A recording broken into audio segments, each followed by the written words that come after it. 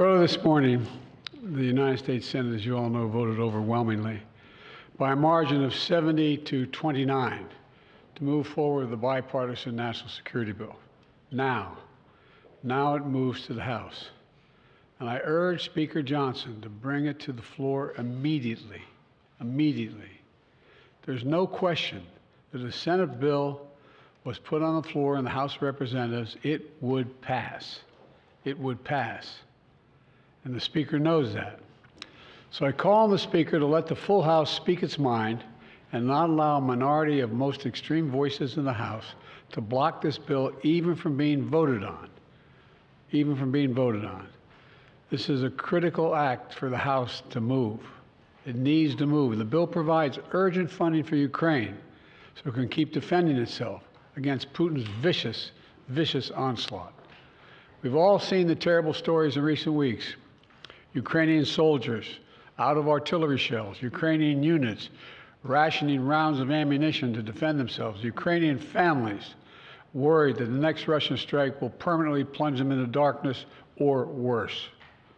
This bipartisan bill sends a clear message to Ukrainians and to our partners and to our allies around the world. America can be trusted. America can be relied upon. And America stands up for freedom. We stand strong for our allies. We never bow down to anyone, and certainly not to Vladimir Putin. So let's get on with this. Remember, the United States pulled together a coalition of nearly 50 nations to support Ukraine. We unified NATO, expanded it. We can't walk away now. That's what Putin's betting on. He just flatly said that. Supporting this bill is standing up to Putin. Opposing it is playing into Putin's hands. As I've said before, the stakes in this fight extend far beyond Ukraine. If we don't stop Putin's appetite for power and control in Ukraine, he won't limit himself just to Ukraine. And the cost for America and our allies and partners are going to rise. For Republicans in Congress who think they can oppose funding for Ukraine and not be held accountable, history is watching. History is watching.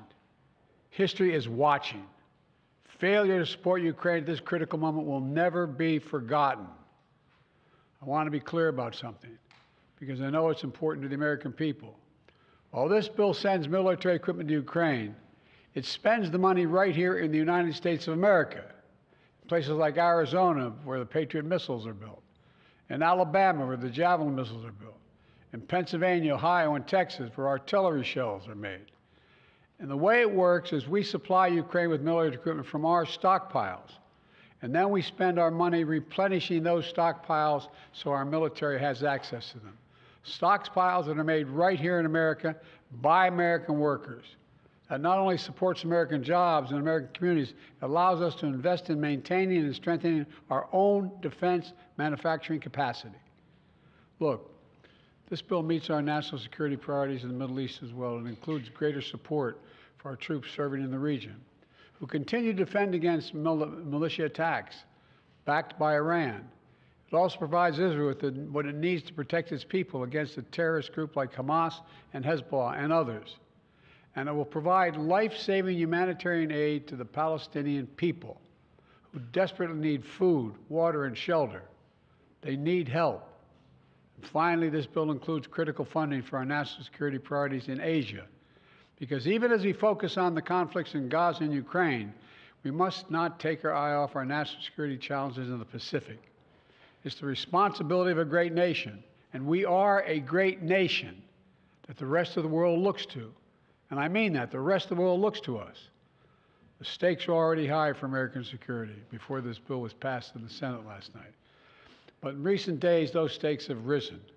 And that's because the former president has sent a dangerous and shockingly, frankly, un-American signal to the world. Just a few days ago, Trump gave an invitation to Putin to invade some of our NATO allies. He said if an ally didn't spend enough money on defense, he would encourage Russia to, quote, do whatever the hell they want, end of quote. Can you imagine a former president of the United States saying that? The whole world heard it. The worst thing is he means it. No other president in our history has ever bowed down to a Russian dictator. Well, let me say this as clearly as I can. I never will. For God's sake, it's dumb, it's shameful, it's dangerous, it's un-American. When America gives its word, it means something. When we make a commitment, we keep it. And NATO is a sacred commitment. Donald Trump looks at this as if it's a burden. When he looks at NATO, he doesn't see the alliance that protects America and the world. He sees a protection racket. He doesn't understand that NATO is built on the fundamental principles of freedom, security, and national sovereignty. Because for Trump, principles never matter. Everything is transactional. He doesn't understand that the sacred commitment we've given works for us as well. In fact, I would remind Trump and all those who would walk away from NATO, Article 5 has only been invoked once, just once in our NATO history, and it was done to stand with America after we were attacked on 9/11. We should never forget it. You know, our adversaries have long sought to create cracks in the alliance. The greatest hope of all those who wish America harm is for NATO to fall apart. And you can be sure that they all cheered when they heard Donald Trump and heard what he said. I know this, I will not walk away. I can't imagine any other president walking away. For as long as I'm president, if Putin attacks a NATO ally, the United States will defend every inch of NATO territory. Let me close with this. You've heard me say this before. Our nation stands at an inflection point in history, where the decisions we make now are going to determine the course of our future for decades to come. This is one of those moments. And I say to the House members, House Republicans, you got to decide. Are you going to stand up for freedom? Or are you going to side with terror and tyranny? You're going to stand with Ukraine? You're going to stand with Putin? Will you stand with America or with Trump? Republicans and Democrats in the Senate came together to send a message of unity to the world.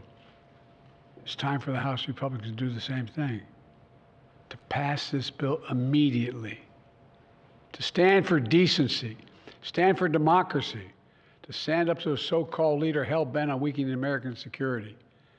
And I mean it sincerely. History is watching. History is watching. In moments like this, we have to remember who we are. We're the United States of America. The world is looking to us. There's nothing beyond our capacity when we act together. In this case, acting together includes acting with our NATO allies. God bless you all. May God protect our speakers, and I promise I'll come back and answer questions later. Thank you.